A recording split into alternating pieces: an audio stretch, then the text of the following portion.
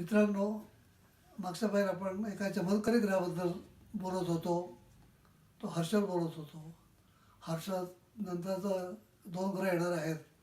त्या 2 ग्रहाची माहिती थोडक्यात मी सांगणार आहे. नेपच्यून आणि प्लुटो. नेपच्यून आणि प्लुटो या ग्रहांचा शोधसुद्धा नुकताच लागलेला आहे. नेपच्यून हा मनस्वी ग्रह आहे. चंद्राचं जे कारकत्व आहे ते नेपच्यूनकडे दिलेलं आहे जवळ. नेपच्यून आणि एका मानसिक अवस्था ही नेपच्यूनमुळे निर्माण होते. नेपच्यून हा अंतःस्फूर्ती देणारा ग्रह आहे कुंडलीमध्ये. ज्यांच्या कुंडलीमध्ये पंचम स्थानामध्ये नेपच्यून असतो, तृतीय स्थानामध्ये नेपच्यून असतो, चंद्राबरोबर असतो, ही मंडळी अत्यंत मनस्वी असतात. मनस्वी याचा अर्थ असा की प्रत्येक गोष्टीचं तोंड सुरू करून त्या गोष्टीचा विचार करून निर्णय घेण्याची परिस्थिती या नेपच्यूनमध्ये असते. नेपच्यून हा कलेचा कारकसुद्धा मानला गेला आहे. नेपच्यून चंद्र युती चांगली कुंडलीत असेल तर ती माणसं कवी होतात आणि कलाकारसुद्धा होतात. नेपच्यूनचं एक ग्रह आहे, वैशिष्ट्य आहे की हा थोडासा घोटाळा करणारा ग्रह आहे.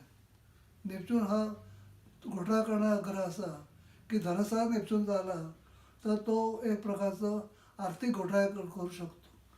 नेपच्यून जर सप्तम स्थानामध्ये आला, विवाह स्थानामध्ये आला, तर त्या लोकांच्या वैवाहिक जीवनामध्ये घोटाळे होत नाहीत, पण विवाह ठरवताना घोटाळे होतात.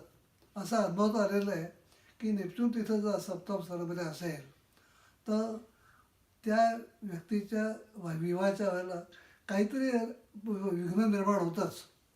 विवाह ढकलला जातो, पुढे ढकलला जातो. काही वेळेला ठरलेले विवाह मोडतात. साखरपुडा होतो, साखरपुडासुद्धा मोडतात. या नेपच्यून काहीतरी घोटाळा करून जातो. त्याचा घोटाळा करण्याचं काम या नेपच्यूनमुळे दिलं आहे.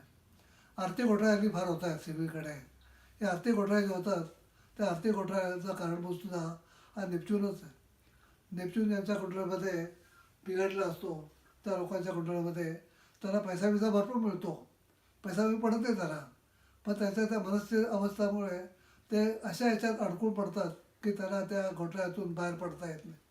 आज बरेच घोटाळेबाज आपण पाहतो आहे. तर त्या घोटाळेबाजांच्या मी नावं सांगत नाही इथे आता, पण त्या घोटाळेबाजांच्या कुंडल्यामध्ये हा नेपच्यून नक्की बिघडला असणार लक्षात ठेवा.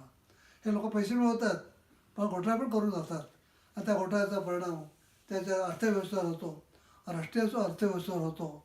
आणि नेपच्यून हा राष्ट्राच्या कुंडलीसुद्धा जर भ्रमणाने जर आला दशम स्थानामध्ये, धनस्थानामध्ये, तर तो घोटाळा करून जातो. भारताची मकरच मानली गेलेली आहे आमच्या शास्त्रामध्ये. भारताची मकरच असल्यामुळे नेपच्यूनचं वैशिष्ट्य असं आहे की नेपच्यून ज्या राशीत येतो त्या राशीचं तो काहीतरी नुकसान करून जातो. नेपच्यून हा जो आहे हा कुंभ राशीमध्ये आहे. कुंभ राशीमध्ये म्हणजे तो धनस्थानामध्ये आहे. आमच्या राष्ट्राच्या धनस्थानात कुंभ, धनस्थानात नेपच्यून असल्यामुळे हे आर्थिक घोटाळ्याचं प्रमाण थोडं वाढलं आहे असं म्हटलं तरी अवघड होणार नाही असं मला वाटतं. मित्रांनो, अशा बऱ्याच गोष्टी सांगता येण्यासारख्या आहे नेपच्यूनबद्दलच्या. मी तुम्हाला एवढं सांगतो की नेपच्यून मनाचा कारक आहे, मनस्वी आहे, अंतःस्फूर्तीचा ग्रह आहे.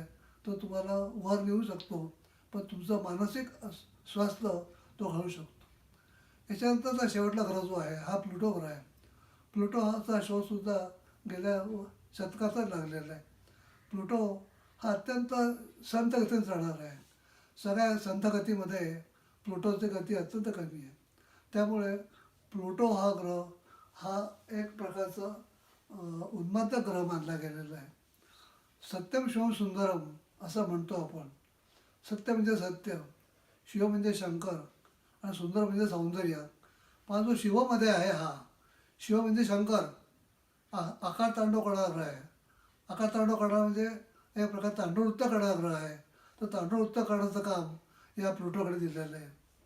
मोठमोठे वादळं होतात, सुनामी होते, भूकंप होतात, ज्वालामुखी होतात, बर्फवृष्टी होते. होतं तर नव्हतं करून टाकतो. हे जे होतं ते नव्हतं करण्याचं काम हे या प्लुटोकडे दिलेलं आहे. प्लुटो जर बिघडला तर हमखास या गोष्टी घडतात. मंगळ प्लुटो युती कुंडलीत झाल्यामुळे असं म्हटलं जातं आहे की नेताजी सुभाषचंद्रांचा जो अपघात झाला विमानाचा, तर त्यांच्या कुंडलीमध्ये मंगळ प्लुटो अंशात्मक युती होती. अशा प्रकारची युती ज्या होते त्यावेळेला काहीतरी अपघात होतातच. आज विमान अपघात होतात, रेल्वेचे अपघात होतात, भूकंप होतात. हे सगळे भूकंप, हे सगळे ज्वालामुखी, ही सुनामी, ही बाकीच्या ग्रहामुळे होणार, ही सुनामी वगैरे ही सगळी प्लुटोमुळे होते.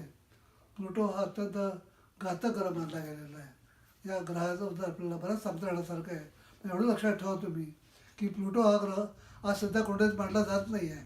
कारण प्लुटोचा संबंध हा मेदिनीशास्त्राशी आहे. मेदिनीशास्त्र म्हणजे जागतिक जे शास्त्र असतं, हवामानशास्त्र असतं, त्या शास्त्राचा संबंधित ग्रह आहे. तर सर्वसामान्यांच्या कुंडल्यामध्ये या प्लुटोचं महत्त्व मानलं जात नाही आहे. पण हर्षण नेप्च्यूनचं महत्त्व मानलं जातं. हर्षण नेप्च्यूनचं वास्तव्य हा काही वर्षापुरतं असतं.